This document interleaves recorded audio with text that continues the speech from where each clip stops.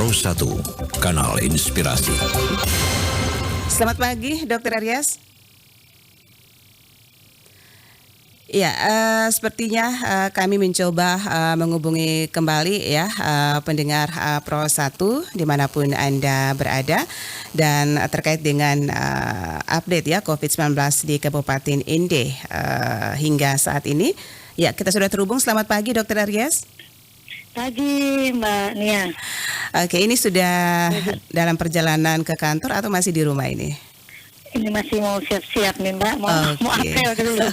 Baik, ya 5 menit untuk RRI ya, Ibu Dokter. Iya. Oke, ini terkait dengan update COVID-19 di Kabupaten Ende, Dr. Aryas, sampai saat ini berapa banyak kasus COVID-19 yang terkonfirmasi? Iya, saat ini yang aktif itu 21, yang Ende, Mbak. Jadi kami juga merawat kemarin satu pasien dari Nagekeo.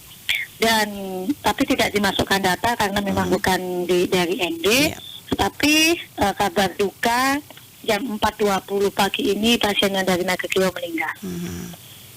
Oke. Dan ini jadi 21 yang terkonfirmasi COVID-19, artinya 20 yang tersisa ya, Ibu Dokter ya? Enggak, 22 harusnya. 22 seharusnya, jadi ya, 21. Harusnya kalau sama Nagekeo, yang kami masukkan yang hanya ND saja kemarin 21. Oke. Iya, dari 21 ini klasternya dari mana saja, Dr. Aryas? Yang jelas dalam kota, dalam kota itu kan ND Timur, ND Tengah, ND Utara, ya itu ada semua. Yang jelas dalam kota ada semua, Utara, Tengah, ND sendiri maupun Timur. Tapi yang jauh yaitu dari Pulau Ende juga ada, Wiwaria juga ada, kemudian Kelimutu juga ada dari situ. Iya. Dona juga ada. Ya. Oke, ini apakah anak-anak remaja atau orang dewasa, Bu Dokter? Kebanyakan ini kalau saya bacakan itu ada yang 30 tahun, 73 tahun, 66 tahun, 49, 27, 39, 29, 32, 31, 35, 20, 42, 41, 40. Jadi usia produktif ya yang manula hanya 2. Hanya 2 ya. Ya, semua ini isolasi mandiri atau bagaimana, Bu Dokter? Jadi kemarin itu ada dari 21 ND, 1 Nagekeo ini, yang Nagekeo dengan 2 ibu hamil. Yang di ND ini kami rawat di RSUD, tapi yang selebihnya adalah mandiri, jadi banyak yang mandiri. Iya, kalau mandiri ini seperti apa perawatannya, Bu Dokter? Iya, jadi yang mandiri ini biasanya di rumah ya, rumah, kemudian karena memang tidak ada gejala maupun gejala ringan, itu harus isolasi mandiri kecuali sudah ada sesak dari di rumah sakit. Ya? Nanti atas pengawasan dari puskesmas wilayah setempat. Oh ya Mbak Nia, juga kami ada 3 nakes kami di Mukusaki yang terkena COVID-19 karena kontak erat dengan pasien. Ya, Bu Dokter, sampai saat ini apakah masih terus dilakukan tracing ya? Masih. Jadi tetap aturannya tetap, Mbak. Jadi begitu ada kena kita langsung lakukan tracing, itu pasti. Ya. Jadi saya juga heran, Mbak. Jadi kelihatannya kan banyak masyarakat yang saya lihat mulai tidak percaya dengan COVID. Pikir bahwa COVID itu kenapa mau Natal, mau Lebaran itu biasanya melonjak dan sebagainya. Tetapi kalau saya lihat fenomena yang ada, mau tidak percaya bagaimana? Dari dulu tahun 2020, 2021 maupun 2022 perlakuannya tetap sama. Artinya pasien-pasien yang masuk di rumah sakit yang mau opname itu kan semuanya dicek, Mbak. Yang orang hamil juga dicek.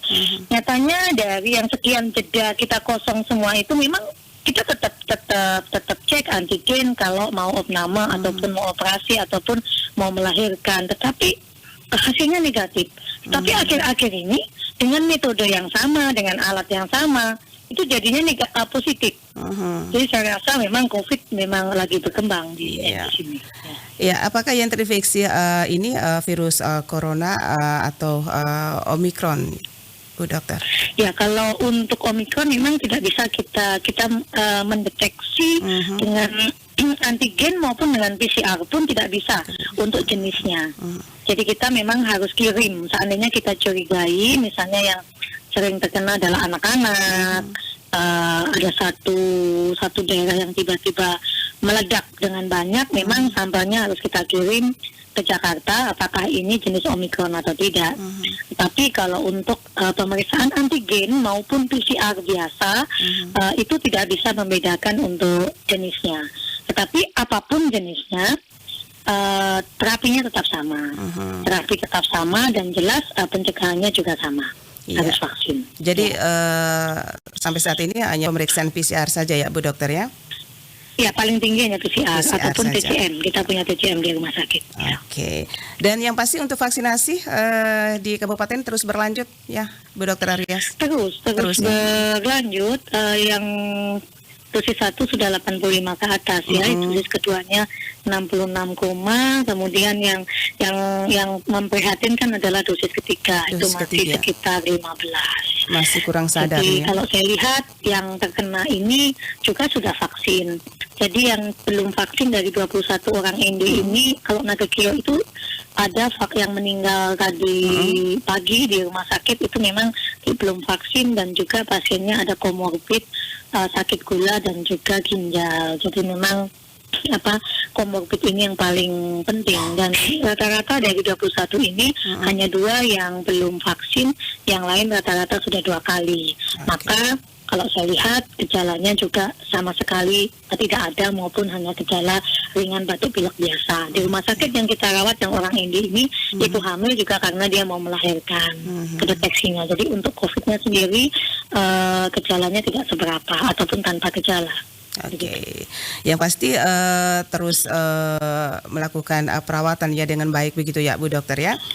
Ya, tapi yang paling penting sebenarnya Mbak Nia, kalau saya boleh ngomong adalah vaksin. Kalau kita sudah vaksin, walaupun toh kita kena, itu akan gejalanya akan menjadi tidak bergejala ataupun gejala ringan.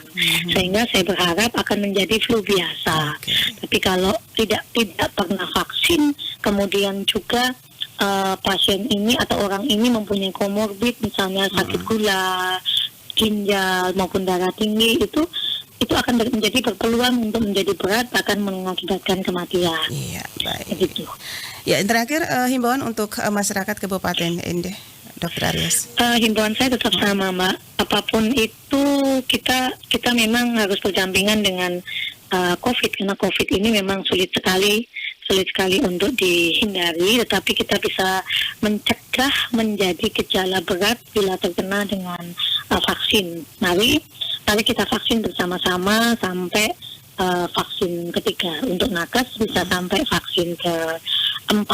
Dan juga yang untuk orang-orang dengan komorbid, saya sarankan untuk melakukan vaksin. Baik. Terima kasih Dr. Aryas, pagi hari ini sudah bersama Pro 1 RRI ND. Selamat pagi, sukses dan selamat beraktivitas. Pagi, salam sehat dan sehat selalu Mbak Nia. Baik. Pendengar Pro 1 dimanapun Anda berada, barusan bersama kita Dr. Aryas Dwi Lestari, Kepala Dinas Kesehatan Kabupaten ND, terkait dengan informasi yang dihadirkan pagi hari ini, yaitu update COVID-19 di Kabupaten ND.